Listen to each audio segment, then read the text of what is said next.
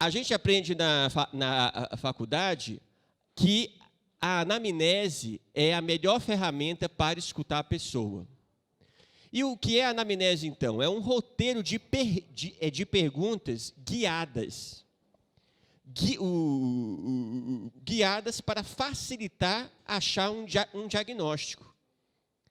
Essa anamnese ela funciona muito bem para várias situações. Por exemplo, eu estou tossindo, com catarro no peito, estou com febre, estou meio caído, e o catarro é esverdeado, e aí escutam, põe aquele estetoscópio lá no meu pulmão e dá um barulho. Brrr, brrr, brrr, brrr. Eu tiro um raio-x e dá uma maçaroca branca lá no raio-x. Pneumonia, entendeu? É ótimo, sabe? Isso é uma ferramenta que ajuda no diagnóstico de principalmente questões infecto-contagiosas ou questões que são muito orgânicas, né? Câncer e outros problemas. A anamnese não é o demônio, ela é útil, ela é boa. O problema é quando a gente pega essa anamnese, esse óculos, que ele é bom para certas coisas, e transforma num óculos para ver tudo, para ver o mundo. E a nós médicos, enfermeiros e enfermeiras também, médicas, e alguns psicólogos, mas principalmente os profissionais do campo da saúde, se ensina que esse é o melhor instrumento para achar um diagnóstico. Está aí. E aí eu vou contar um pouco a minha experiência para vocês. Eu, quando saí da faculdade, da residência de psiquiatria, e olha que eu sempre fui um estudante assim envolvido com o movimento estudantil, querendo melhorar o planeta, que ia trabalhar no SUS, entendeu? Eu já era, naquela época, já um médico que me achava engajado na luta por um sistema público de saúde e tal. Mas eu saí da residência de psiquiatria e fui trabalhar numa periferia da cidade de Campinas. Aqui tem algumas pessoas de Campinas aqui. Eu sei que o Luciano... Cadê o Luciano? Cadê o Luciano? Olha lá, o Luciano, o Fernando. Eu fui trabalhar lá no Distrito Sudoeste, lá, que é onde vocês moram, que é na periferia de Campinas. E eu, então, me achava por isso, né? Sou um psiquiatra trabalhando na atenção primária, lá na ponta. Pá! Vou extirpar aqui o Distrito Sudoeste de um mal incrível que chama medicalização social, indústria farmacêutica é do mal, né? Então se a pessoa vem com sofrimento, eu vou escutá-la, eu vou então mandar ela fazer psicoterapia, esse negócio de pedir medicamento aqui, não está com nada, a pessoa tem que se haver com seus problemas, entendeu? E fiz isso, eu trabalhava em 3 unidades de saúde, eu fazia apoio matricial lá, trabalhava com os médicos, etc. Eu fazia grupo com os pacientes, né? Que eu na época chamava de pacientes, né? As pessoas. Então, eu fazia grupo com as pessoas e tirava medicamento de todo mundo. Diminuía a taxa de uso de psicofármacos a níveis lá embaixo, assim. E eu super feliz, batendo no peito. Contra a indústria farmacêutica, é isso aí, as pessoas estão se havendo com seus problemas. Aí, eu fui entrar lá no mestrado, aí fui participar de uma pesquisa qualitativa sobre o uso de psicofármacos, né, de medicamentos psiquiátricos, na atenção primária, nas unidades básicas de saúde. Claro que era uma pesquisa qualitativa, a gente entrevistou vários usuários, né, várias pessoas. Eu não entrevistei as pessoas que eu atendia, claro, né? Mas eu, como fazia parte do grupo de pesquisa, eu fiz a transcrição. Quem não conhece pesquisa aqui sabe que, por exemplo, a gente grava a entrevista e a gente faz a transcrição. A gente aí transforma aquele áudiozinho lá em um texto. E aí eu comecei o seguinte, assim, as entrevistas que eu ouvia. Era... O Dr. Davidson é o diabo na terra. Se o Dr. Davidson não escuta a gente, é um filho da puta que só, entendeu? Ele é autoritário. Aí, isso não é possível, entendeu? Tá errado isso, né? Ah, eu já sei, eu conheço essa voz. É do Antônio que não gosta de mim. É isso. É por causa disso. Aí eu vou lá, eu vi outra fita, né? Qual é o seu médico? Doutor Davis. Ah, doutor Davis. Ele não escuta nada, esse doutor. Ele arrancou meu diazepam. Eu tive que procurar, não sei o que lá, tive que pagar R$400 por outra consulta, doutor. E foi isso, a Maria, a Josefa, a Cristina, todo mundo me detonando, sabe? A sua primeira reação é dizer assim, não, esse povo, sabe, ignorante, não sabe, estão tudo viciado em medicamento. Essa é a nossa primeira reação. É negar. Foi difícil para mim, viu? Fiquei muito triste, desanimado, desamparado. Tadinho do médico. Não, eu era um filho da puta mesmo, assim, naquela época. Não é para ter dó de mim, não. Mas uma outra coisa, ao mesmo tempo que aconteceu nessa mesma época, que eu participei, a Celine vai falar melhor disso, eu participei de um grupo GAN. O Luciano participava também lá comigo, na verdade, então ele é prova viva aqui. E também eu ia fazer a pesquisa com, não sendo médico, sabe? Eu ia sendo pesquisador, ia escutar, ia conversar. De repente, aquele paciente, ele se transformava num participante da pesquisa, uma pessoa, já ganhou outro status para minha cabeça, entendeu? Então, eu ia fazer a entrevista com um participante da pesquisa, eu sendo pesquisador e não médico. E eu comecei a escutar coisas tipo assim, o medicamento que eu tomo, Davis, eu tomo, na verdade, um dia sim, um dia não. Aí eu falei, mas como assim um dia sim, um dia não? Você nunca falou isso? Você sempre falou que toma o remédio direitinho, né? Por quê? Porque eu perguntava para a pessoa, né? Tá tomando o medicamento direitinho, fulano? Tô, doutor, tô, direitinho e tal. Aí, não estava, não tô. E um dia sim, um dia não, por quê? Porque no postinho o medicamento falta muito. Então eu tomo um dia sim, um dia não, para eu ter um estoquezinho em casa. Olha que coisa. Eu tomo medicamento deles de segunda a quinta. Por quê? Porque sábado e domingo é dia de churrasco, aí tem que beber e tal, é normal. Então, se o médico fala que eu não posso beber, se eu tomar medicamento, então eu vou escolher o quê, né? Durante a semana eu escolho o medicamento, no fim de semana eu escolho a bebida, porque ninguém é de ferro, né, doutor? Verdade, você tem toda a razão. As pessoas, por exemplo, pegam medicamentos com a vizinha, com o vizinho, com os parentes. Ah, eu tomei isso, eu dei para meu filho e funcionou. Tenta aí você, né? E isso não é exceção, isso é a regra. Mas eu nunca tinha ouvido isso antes. E para mim, eu fui pensando comigo mesmo, assim, por exemplo, eu como médico, assim, até as prescrições que davam para mim, sei lá, amoxicilina, que é um antibiótico, né? Tome aí por 14 dias. Eu nunca cheguei no quarto, eu acho. Eu chegava assim, no terceiro, no quarto, eu estava falhando, o quinto eu esqueci já de tomar tudo.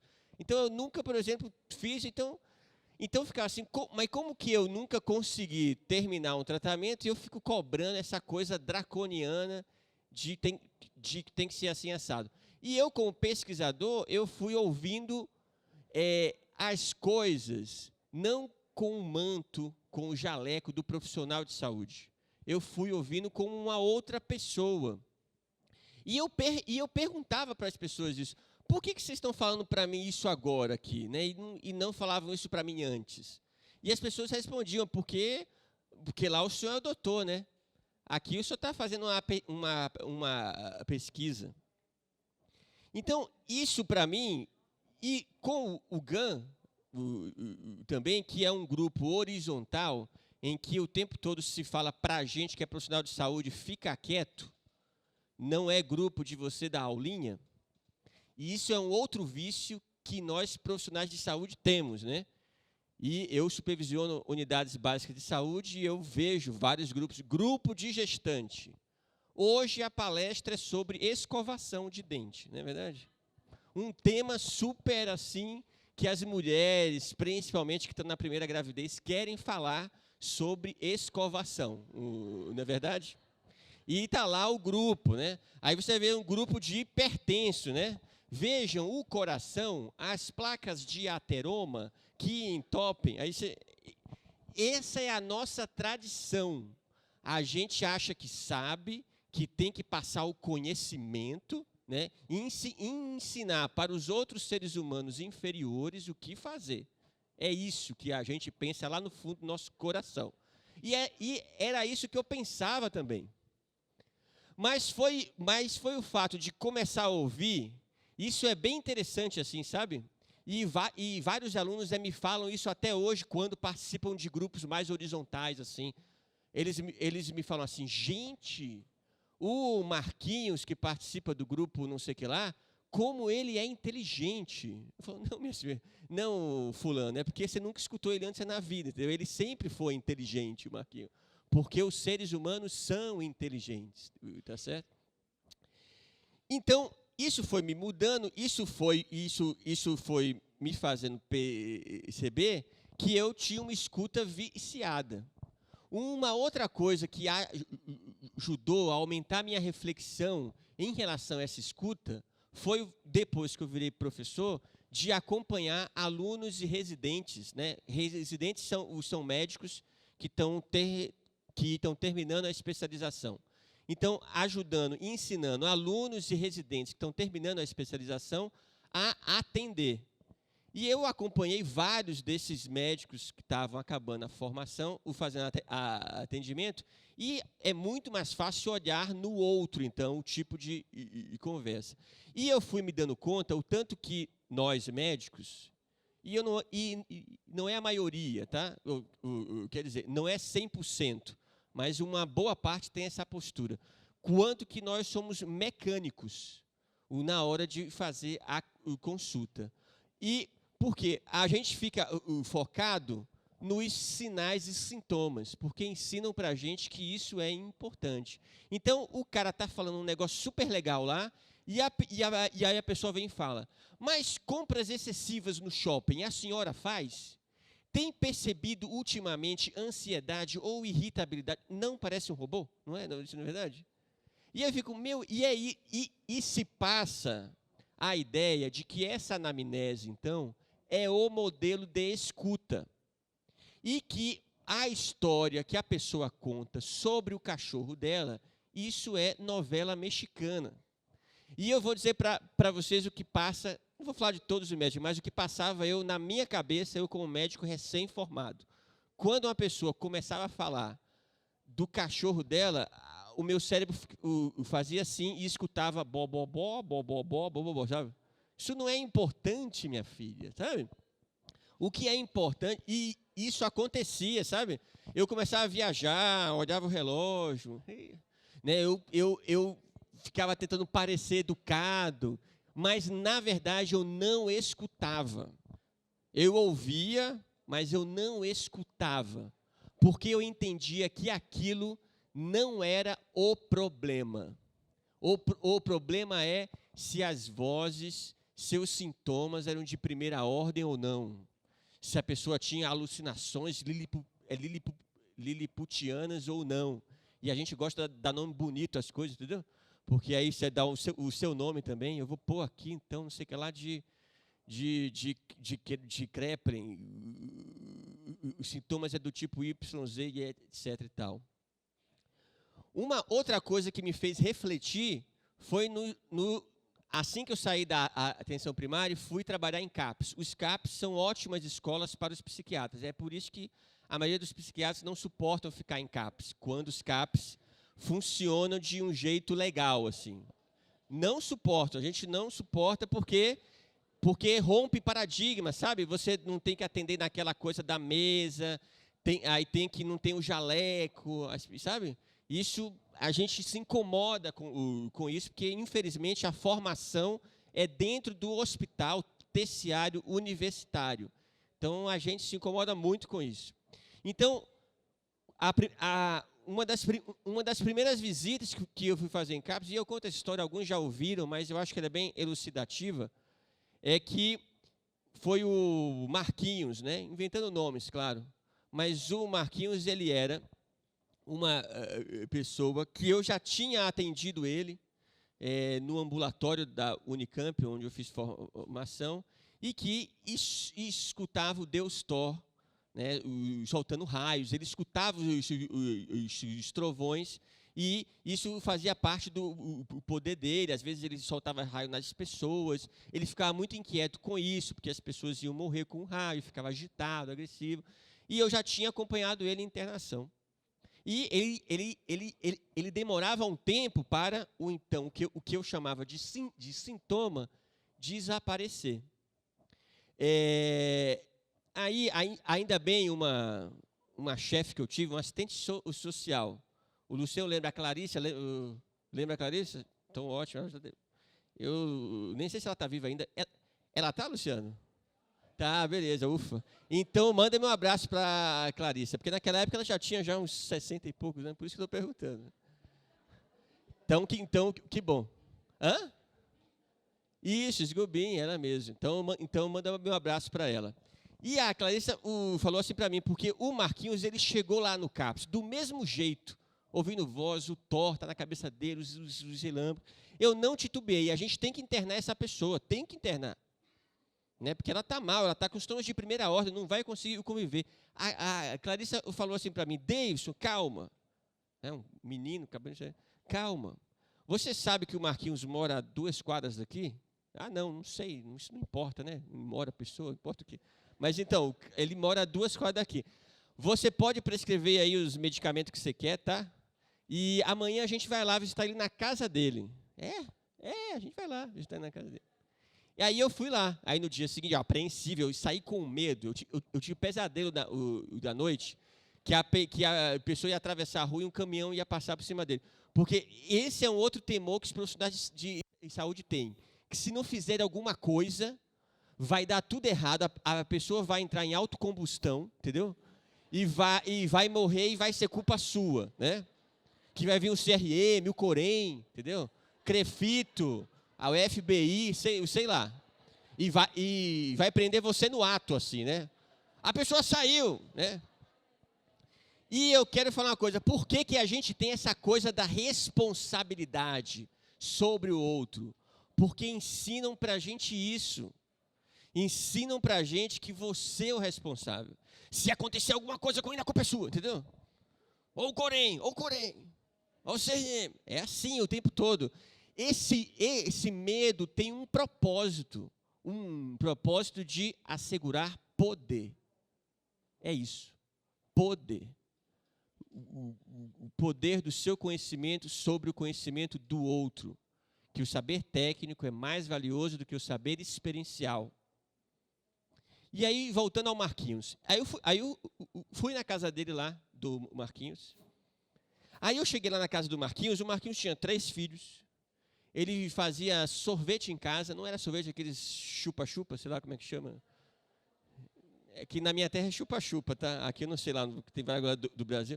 Então, ele fazia aquele negócio, ele vendia, os 3 filhos estavam brincando, eles iam na escola, estavam tudo lá bem cuidadinho, a casa super arrumada,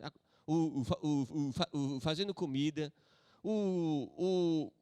o cara cuidando de uma plantação de alface que tinha no quintal da casa dele. Aí eu olhei para aquilo assim e falei, nossa.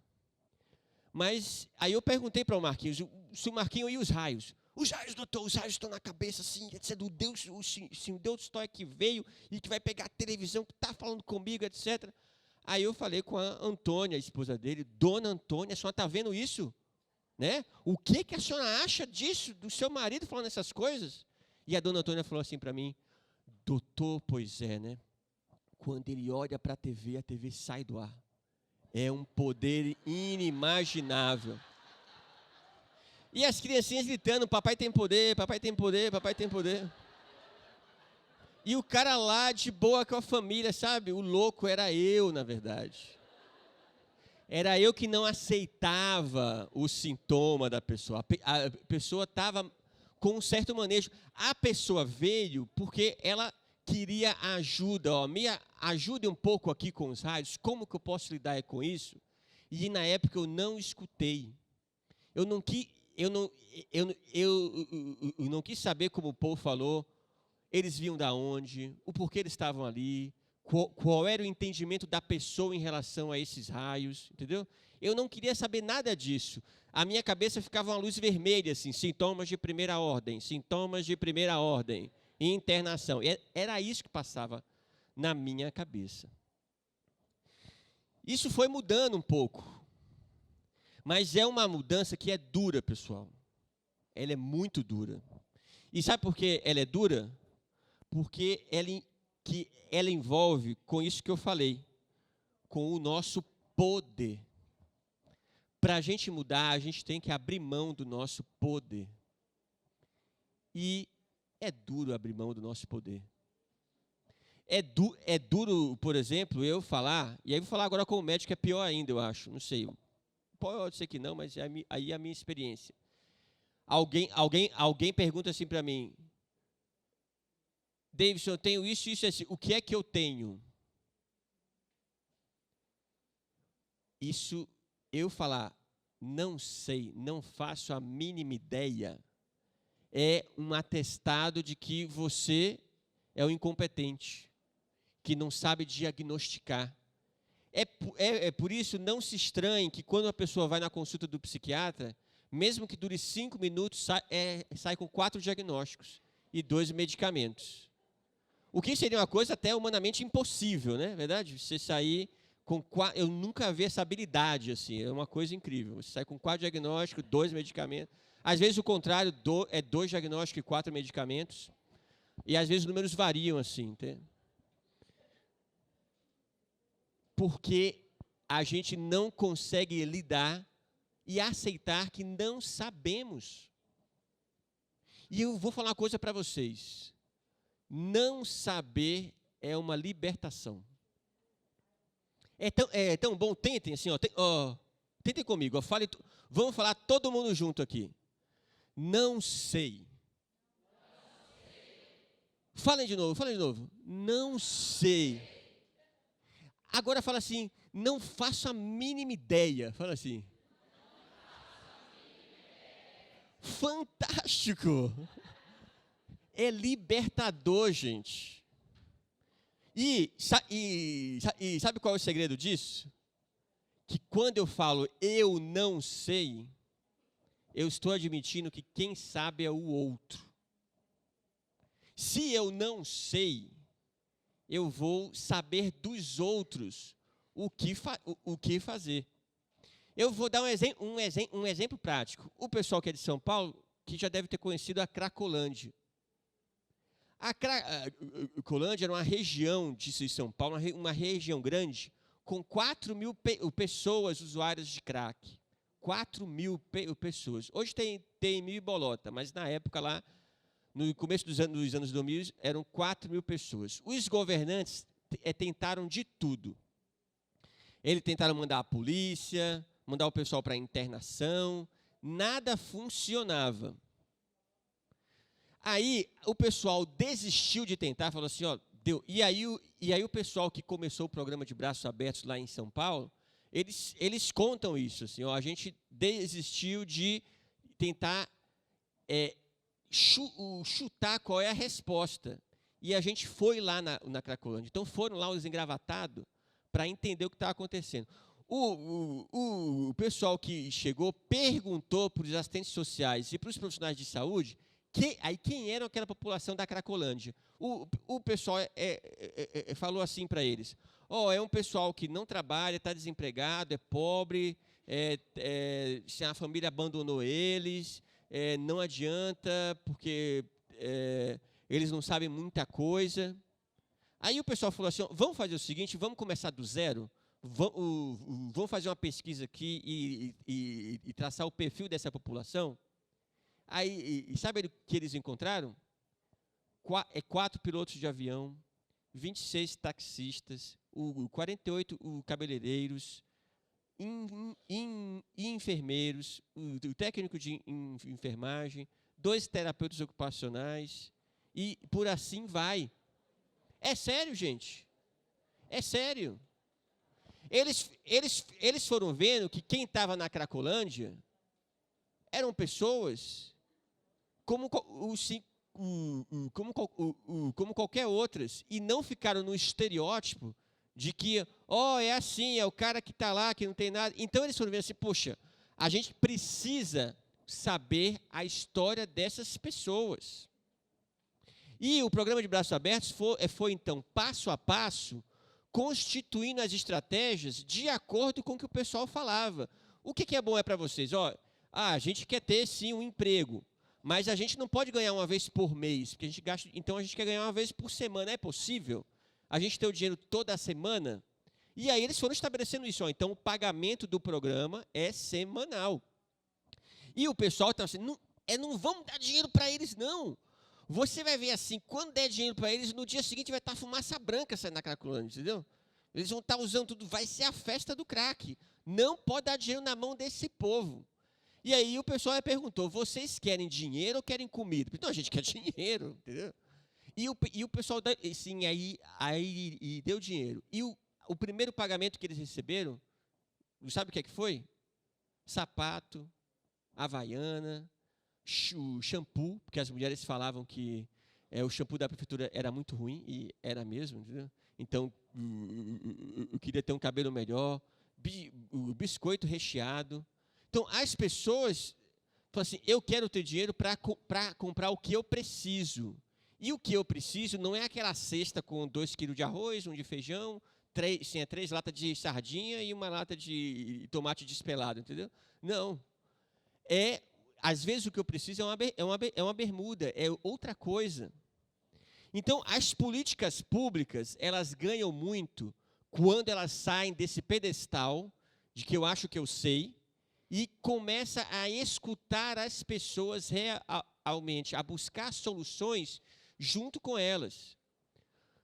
Só para finalizar, outro exemplo disso, no início dos anos 2000, o município de São Paulo identificou que muitos profissionais do sexo estavam tendo um retorno do vírus HIV/AIDS. Aí o pessoal pensa, bem, o que é que a gente tem que fazer então, né? Os homens brancos ordinários. Né? O que é que a gente tem que fazer então? A gente tem que distribuir camisinha e lubrificante para essa população o poder se proteger. E fizeram isso. Caminhão de camisinha. Camisinha e lubrificante. Uma semana depois, estavam todos os adolescentes com cabelo moicano, né, com gel do lubrificante, e com balões de camisinha lá numa festa. Porque, de novo, é verdade, é uma ação que não escutou o que o outro precisava, dinheiro jogado fora. Aí eles foram de novo lá para a pesquisa qualitativa, eles foram lá ouvir o que as pessoas têm a dizer. E as profissionais do sexo, elas falavam, olha só, eu estou usando crack sim, mas quando eu uso crack por muito tempo, eu fico bem magrinha. E aí parece que eu tenho AIDS, entendeu? Então, o que é que eu faço? Eu tenho que sair, eu tenho que usar maconha para poder engordar de novo e aí voltar ao mercado, porque senão eu não tenho cliente, né? Então, eu sei que eu tenho HIV, mas, na verdade, eu me protejo, mas eu não estou indo para o serviço de saúde porque eu estou fazendo um tratamento de engorda da maconha. E aí o pessoal foi entendendo, então, olha só, que outras questões estavam passando, que com aquele público você tem que pegar pelo viés da autoimagem, de entender o corpo, de entender que o corpo delas, sim, é o negócio delas e muitas elas não querem sair disso. Entende? Então, a política pública também, a abordagem muda se você conhece o que a pessoa quer. Parece simples, mas os trabalhadores aqui não me deixam mentir, mas não é. Realmente escutar o outro com o ouvido aberto, ele só é possível quando você abre mão do seu saber. Quando você diz, eu não sei. Quando você admite que o seu conhecimento é cheio de furos. E eu vou falar uma coisa para vocês, uma outra coisa, e é o final do arco da minha reflexão, foi quando eu fui descobrindo que o conhecimento dito científico, ele realmente é cheio de furos. muitos furos. Eu fui descobrindo, por exemplo, não sei se vocês sabiam disso, mas que existe um bagulho chamado viés de publicação. Os profissionais, eles leem os seus conhecimentos em revistas científicas ou livros. Os livros pegam de revistas científicas.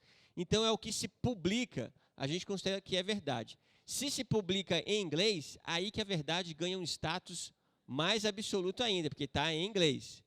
Por isso que é bom chamar o Paul e a Celine aqui, porque falam inglês e vocês acreditam mais, entendeu? Também faz parte, assim, vocês, o cara em inglês com a voz falando, tá? A gente tem essa mania de ouvir mais o de fora do que o de dentro. Mas, ok, é válido e importante. Mas o que eu quero dizer é que, por exemplo, o viés de publicação, que as revistas científicas, elas publicam, elas têm uma tendência a publicar os resultados que são positivos. E aí eu vou dar um exemplo para vocês, um medicamento chamado paroxetina. A paroxetina, metade dos estudos, se eu pego o total de 800 estudos feitos com a paroxetina, metade diz que ela tem resultado legal, outra metade diz que os resultados são inconclusivos. Se eu soubesse disso de antemão, eu usaria o medicamento já meio assim, é legal, funciona para uma galera, mas para uma galera não sei se sabe, entendeu? Mas essa metade de resultado positivo que é publicado, essa outra metade não consegue ser publicado. Por várias questões, por questões de financiamento e questões também que tem-se um jargão na ciência que resultado negativo não é bem resultado. Sabe, se seu estudo deu lá que não é, então não é, o estudo não deu certo, entendeu?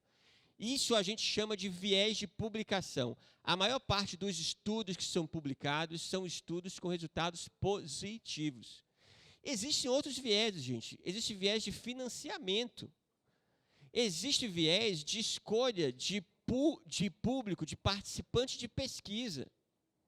Ou seja, muitas das pesquisas que são feitas com o público estadunidense, canadense ou europeu, com um viés de escolha também. Então, por exemplo, você, para conseguir estudos grandes, você tem que pagar para a pessoa, né?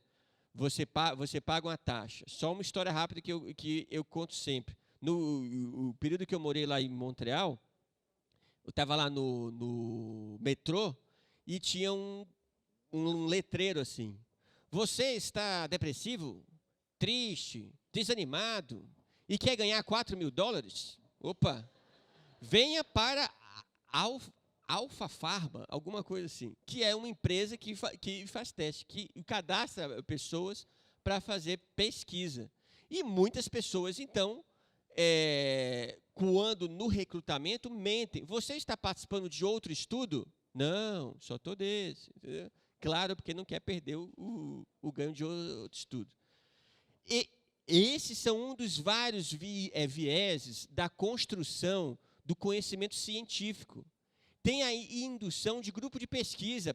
Por exemplo, eu sou um grupo de pesquisa que estudo há 20 anos o fenômeno das pernas inquietas. Eu dou esse exemplo porque ele é verdade. O fenômeno das pernas inquietas, eu sei lá quem criou esse nome, mas ok, mas eu estou estudando esse fenômeno, as pessoas que têm pernas inquietas. Mas como eu estudo isso há muito tempo, eu quero que isso fique importante, entendeu? Então, por que não isso algum dia virar um diagnóstico? Olha que legal. Que eu possa, inclusive, dar o meu nome nele. Síndrome das pernas de Kleiman. Sabe esse negócio legal assim, entendeu? Então, os grupos de pesquisa fazem pressão para que aquele seu tipo de estudo seja o estudo validado. Vocês sabem, o Paul falou aqui da coisa de homossexualismo ou homoafetividade ser doença ou não. Foi um congresso, a Associação Americana de Psiquiatria lá, juntou um monte de psiquiatra e, num método muito científico, foram decidir se isso em 1973, foram decidir se homoafetividade, homossexualismo era doença ou não. Sabe qual foi o método científico, bem científico? Votação. Olha só que legal. Eles votaram assim no Congresso, numa sala, vamos votar. Aí ganhou por 51%, 2 votos que não é doença. Ainda bem, olha só.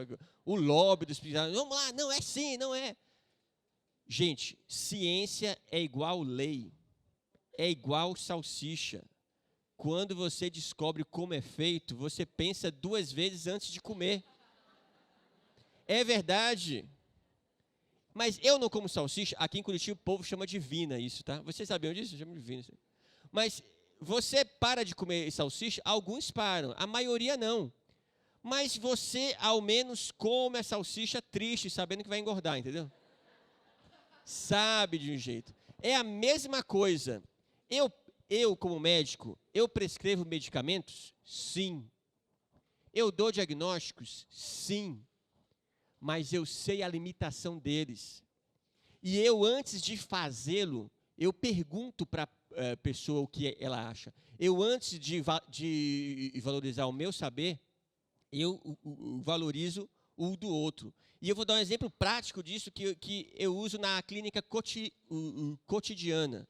O Marcos, vou dar outro nome então, o Caleb, ele vem para mim então, falando, Davidson, eu tinha esse emprego X, eu perdi o emprego, eu antes ganhava 18 mil reais numa empresa, eles me demitiram, hoje eu sou motorista de Uber, estou tirando aí uns 3 contos, as minhas 2 filhas eu tive que tirar da escola particular, está na pública, não queria, isso para mim é uma vergonha, a minha mulher está trabalhando, eu sou um cara machista, eu não queria que ela trabalhasse, e aí ela está tirando, está vendendo Avon, e eu não estou ficando quase nada em casa, porque eu fico lá no Uber das 6 da manhã até as 1 da manhã, estou dormindo pouco, está difícil, estou triste, acho que eu não sou o homem provedor da família, porque eu acho que eu tenho que ser, já estou pensando em morrer, está foda a situação, cara. O que é que eu tenho? O que é que eu faço? Eu falei para essa pessoa, e essa pessoa é real, assim, cara, o que você acha que está acontecendo com você? Não sei, mas você é o médico. E eu falo para ele assim, ó, eu te conheço há 30 minutos, eu quero saber mais de você, até para que nós juntos entendamos o que pode estar acontecendo. E ele vai falando comigo que, puxa vida, a coisa financeira está pegando muito, porque ele sente essa responsabilidade, porque o pai dele abandonou a mãe dele, ele na infância ele passou muita dificuldade, ele acha que esse é o papel do homem da casa. Eu não vou julgar que ele é machista, não, eu vou ouvir, entendeu? Escutar, entender o ponto de vista dele. E ele me pergunta, mas eu fui num outro médico lá e ele falou que ele tem bipolaridade, o que é que você acha? E aí eu falo assim, e você acha que tem bipolaridade? Ele falou para mim, acho que não. Se ele falasse para mim, acho que sim, eu ia embarcar na dele também, entendeu? Mas como ele falou que acha que não, eu falei assim, eu acho que eu vou na sua, cara. Não sei se faz muito sentido isso. E aí ele vai elaborando, entendeu? No final, eu pergunto, como que você acha que a gente pode te ajudar? Medicamento, vou falar uma coisa para você. Os medicamentos são sintomáticos, tá? Eles ajudam alguns sintomas, às vezes não. Depende da experiência de cada um. Quer tomar algum medicamento? Não sei, cara. O que você acha? Não sei, é você que vai tomar. Mas isso ajuda mesmo? Para algumas pessoas sim, para outras pessoas não. Me passa aí então. Me passa qualquer coisa. Eu vou te passar aqui, o que você tem dinheiro para pagar? Esse, é uma roleta russa mesmo, tá? Porque é meio tudo igual.